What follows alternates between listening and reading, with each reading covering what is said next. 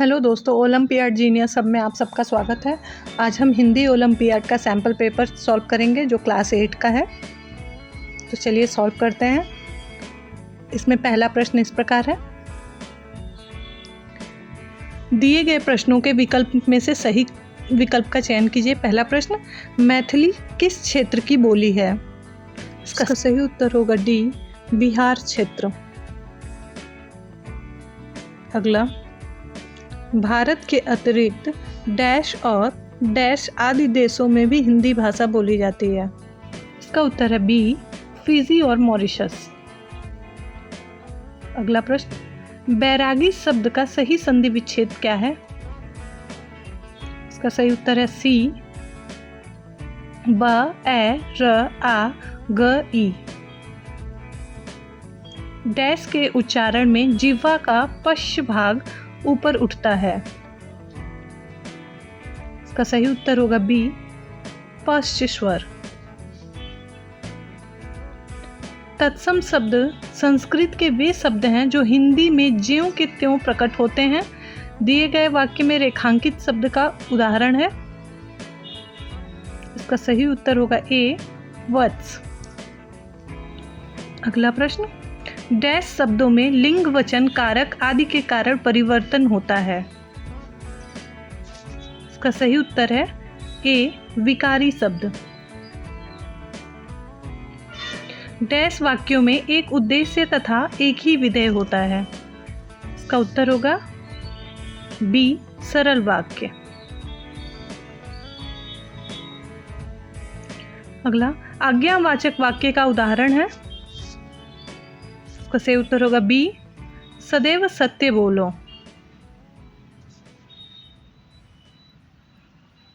अगला प्रश्न, तेज चलने वाली गाड़ियां यहां से निकलती हैं। दिए गए वाक्य में रेखांकित पदबंध है। इसका सही उत्तर होगा सी, विशेषण पदबंध। उसने उस व्यक्ति को पीट पीट कर अधमरा कर दिया। दिए गए वाक्य में रेखांकित वाक्यांश है बी, क्रिया विशेषण पदबंध। अगला प्रश्न, सचिन तेंदुलकर ने कल शतक लगाया। दिए गए वाक्य में रेखांकित शब्द है ए, व्यक्तिवाचक संज्ञा। अगला, उसने यह निर्णय कठोरता से लिया। दिए गए वाक्य में रेखांकित शब्द है, यहाँ कठोरता शब्द भाववाचक संज्ञा है। इसका उत्तर होगा ए। डैश के द्वारा वाक्य में संज्ञा या सर्वनाम के द्वारा संबंध प्रदर्शित किया जाता है। इसका सही उत्तर होगा सी, संबंधवाचक सर्वनाम। हिंदी के सर्वनामों को कितनी संख्या है? इसका सही उत्तर होगा बी, 11।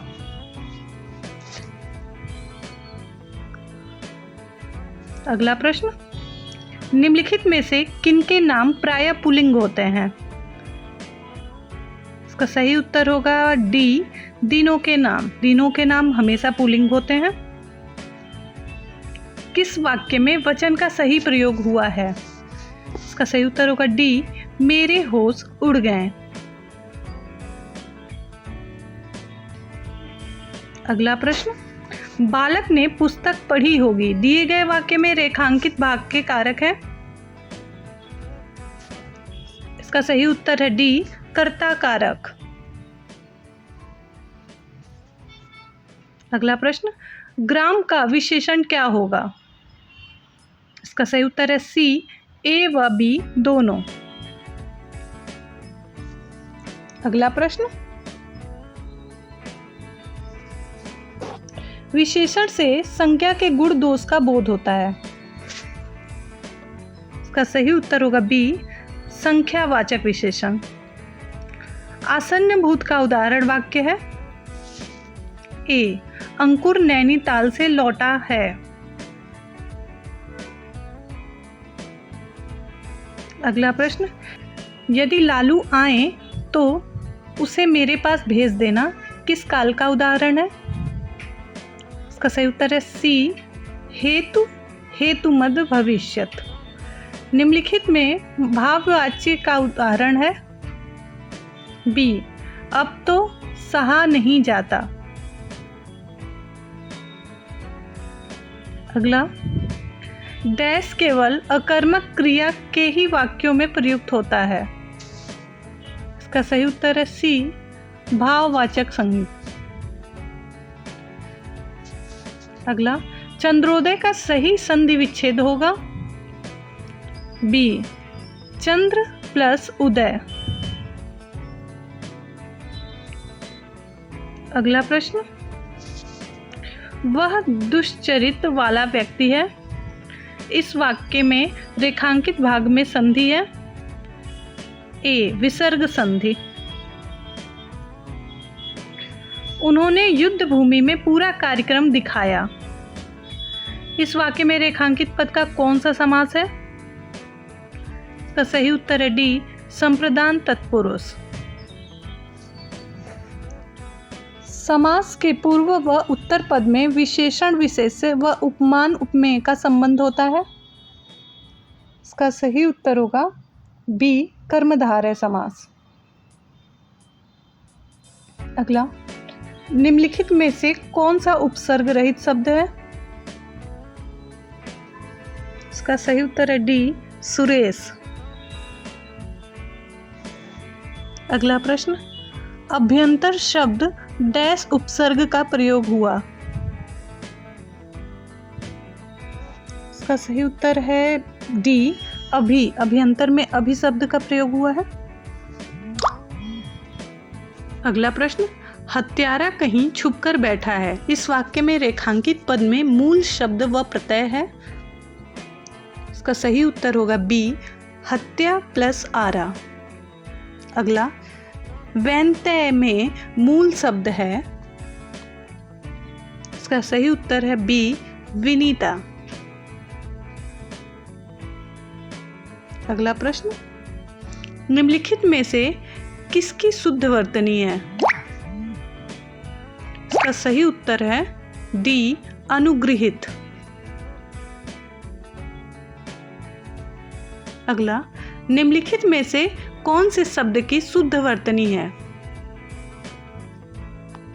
इसका सही उत्तर है बी, व्यवहार्य। निम्न में से शुद्ध वाक्य है। ए, बेटी पराये घर का धन होती है। अगला प्रश्न, शुद्ध वाक्य का चयन कीजिए। इसका सही उत्तर होगा ए, देश शहीदों का सदा आभारी रहेगा। अगला प्रश्न, शाबाश, तुमने अच्छा कार्य किया। इस वाक्य में रेखांकित पद है। सी, विस्मयादि बोधक। निम्नलिखित में से किस वाक्य में निपात का प्रयोग हुआ है? इसका सही उत्तर है डी, राम के माध्यम से ही हर कार्य होगा। अगला, निम्नलिखित में से किस वाक्य में सही विराम चिन्ह का प्रयोग हुआ है? इसका सही उत्तर होगा डी, मैं मनुष्य में मानवता देखना चाहता हूं। अयोग्य व्यक्ति अपनी अधिक प्रशंसा करता है। दिए गए वाक्य में संबंधित उचित लोकोक्ति होगी। तो सही उत्तर होगा बी, थोथा चना बाजे घना। सागर सा गंभीर हृदय हो, पंक्ति में कौन सा अलंकार है?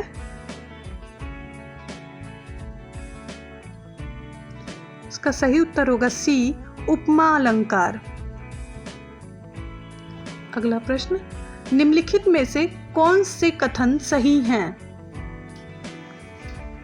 इसका सही उत्तर होगा सी, पहला, दूसरा और तीसरा। अगला प्रश्न, निम्नलिखित युग्मों में से सही युग्म कौन से हैं? इसका सही उत्तर होगा ए, 1, 2 और 3। अगला प्रश्न, सुमेलित कीजिए।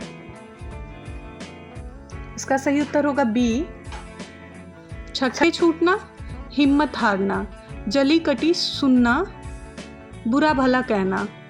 गीदड़ भभकी, दिखावटी क्रोध, गांठ का पूरा आंख का अंधा, पैसे वाला तो है पर मूर्ख है। अगला, सुमेलित कीजिए। इसका सही उत्तर होगा बी। ध्वनि सूर्यकांत त्रिपाठी निराला, प्रेम प्रलाप भारतेंदु हरिश्चंद्र, झरना जयशंकर प्रसाद, रश्मि महादेवी। अगला प्रश्न, निम्नलिखित पद्यांश को पढ़कर दिए गए प्रश्नों के उत्तर दीजिए। पद्यांश को आप स्वतः पढ़ लें। आइए प्रश्न पे आते हैं। कवि ने किरण के लिए किन किन विशेषणों का प्रयोग किया है? इसका सही उत्तर होगा डी, ये सभी। अगला, किरण फूलों के लिए क्या खुशियां लेकर आई है? इसका सही उत्तर होगा बी, सुगंध। अगला प्रश्न, ओस की बूंदों ने पत्तों पर क्या किया? इसका सही उत्तर है सी, उन्हें नहला दिया। अगला प्रश्न,